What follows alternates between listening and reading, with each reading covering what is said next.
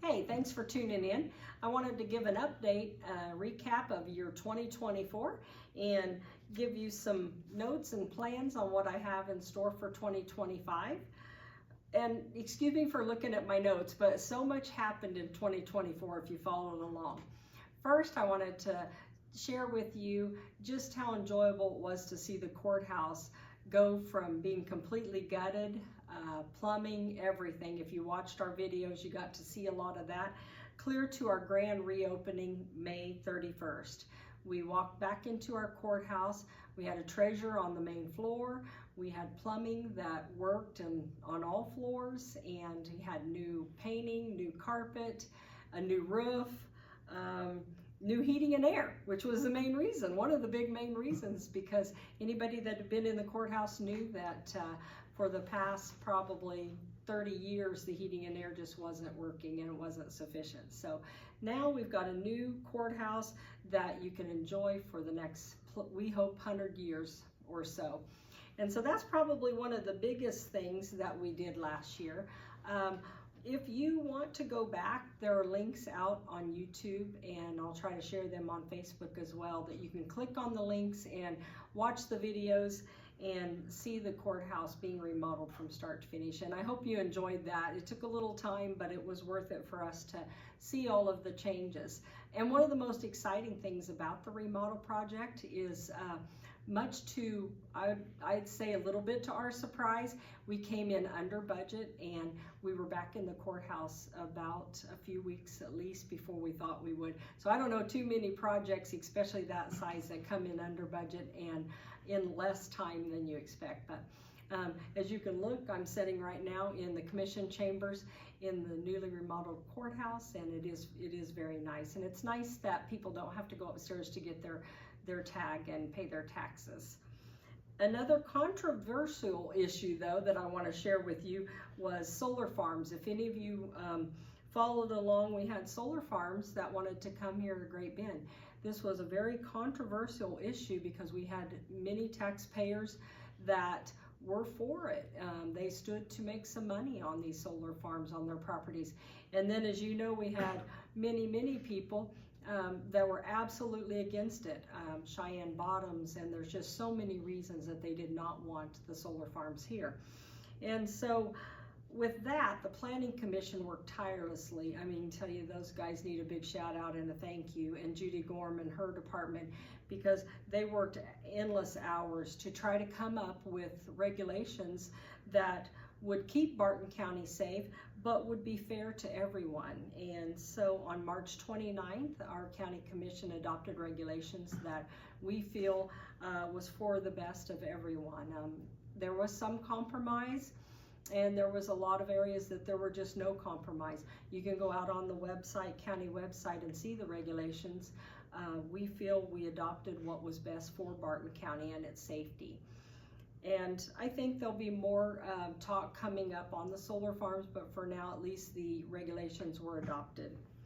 And then, as you know, another difficult issue that we dealt with was the national transmission lines that wanted to run through Barton County. We held the first tri-county meeting with Pawnee County and Russell County as it affected all of us. And we held many meetings. One of the largest was the tri-county meeting. It was held out at the college. And through all of these meetings and listening to people and taking questions and sending questions to the Department of Energy and the state, we had a lot of answers given to us. It took a while, but we did kind of get some answers and get to the bottom of it. And I guess the most important part is that I don't know if it was all the hollering and all the meetings, but it was stopped on a national level. So it's not going to happen for us here in Barton County now. So we're very happy about that. We will continue to try everything we can to work with the Grainbelt Express so that private companies don't have eminent domain power to take lands here in Barton County and other counties here in Kansas. That's still the Grain Belt Express is still an issue, and so legislature starts on Monday, January 13th, and we will be following closely. We're already working with our local legislatures to see what we can do to help Barton County so that this won't affect Barton County taxpayers in losing their land to eminent domain. And so if you have any questions on that, I'll keep updating as we go along with legislature, but feel free to give me a call there too. The other, probably, I think one of the most exciting things that we've been able to do over the last 4 years is the facade grants. We've been able to, if you've noticed downtown in all of Barton County cities, we've got properties that are, their facades are looking good and they're continuing to remodel their properties. And so that's been, we've been able to provide some grants to do that. And we plan on continuing to do that into year 2025. And I'm going to stop there just because that will lead me into something that big plans that I have for 2025 for everyone, and some videos that I want to put out there. When we talk about the mill levy, we've been able to lower the Barton County mill levy over the last 4 years since I've been a county commissioner. And there's been a lot of ways that we've been able to do that. Feel free to give me a call. We'll sit down and have a conversation on some of that. But what I wanted to share with everyone is, if anybody remembers clear back 4 years ago as to why I ran for county commissioner, people always say, why did you run for commissioner?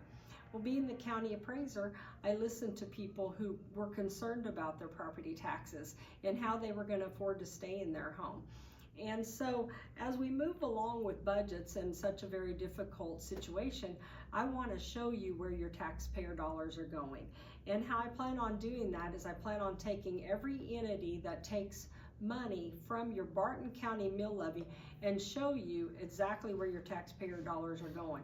Plan on doing at least one video a week, maybe more than that, because some of the departments and the entities are going to take a lot more videos than just one. But break down tax dollars so that you can see if it's road and bridge, if you have a $100,000 home or a $100,000 commercial property. I want to show you exactly how much money you're paying towards that department, but more importantly, why you're paying it. We're going to show you content. We'll have videos showing exactly what each one of those departments do. And hopefully you'll enjoy that as much as you did watching the courthouse be remodeled. And we're going to start, as I said, we'll start out with Road and Bridge, since it is the largest taxing entity. It employs the most people, and it covers the most roads. It takes care of a lot. And so we'll get into that more. We'll have Chris Schartz on there. He's our new director out there. And as always, give me a call. Come see me. I'll be glad to talk to anybody about anything that we've done over the last 4 years, and look forward to serving you over the next 4 years. Thank you so much.